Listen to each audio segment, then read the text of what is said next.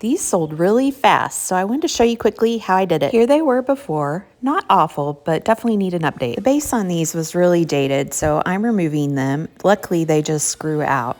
I feel like it's going to make a huge difference to put new legs on here, so I think that's important to do. I'm going to have to build a new platform base to attach my new legs to. I had some wood scraps, so I just made a platform base around the bottom. I ordered these new wood legs, and you just have to attach the hardware to them. So I'm just using my drill here to screw in the metal plate, and then you screw the metal plate onto the bottom. I never seem to have enough tools or the right tools. Probably not the best thing to hold this with my hand. Anyway, got the job done, and then I screw it into the base of the nightstand, doing this part by hand because it's just kind of an awkward spot. So next on these pieces, I tan wash the legs and the top. And what that means is I mix water with a tan colored paint. I usually do about 20-25% paint and the rest water. I brush it on, taking my time, get it on even, but then before it has a chance to sit there, I wipe it off.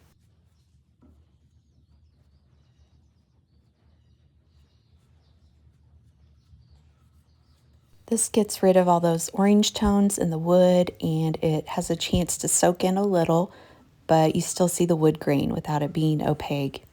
So I did have to sand the top down to raw wood. Here was the top before tan washing, and here it is after. You see how it's less orange and it's just more even. And you can do multiple coats, although honestly, I'm usually pretty good on the first coat. I don't like it to be very opaque. Another thing I did on this piece to update it is I added this beaded trim. I chose to glue on individual beads because it's actually much more affordable than buying the pre-made beaded trim. I have a favorite glue I use on this. It's very strong and dries quickly, and so I just put down a little section and put them down.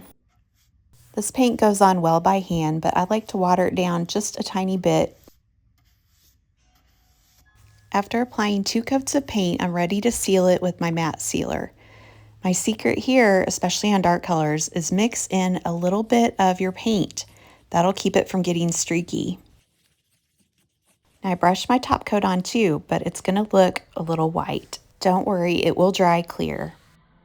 I like to use the delicate painter's tape when I'm drilling my holes. I prefer to drill them before, but I forgot, so I don't want to mess up my paint here. Okay, I know I didn't show every detail of every step along the way, but I hope this gives you an overview of how I created this look. I think it's something that anyone could do, and you don't really need a lot of tools.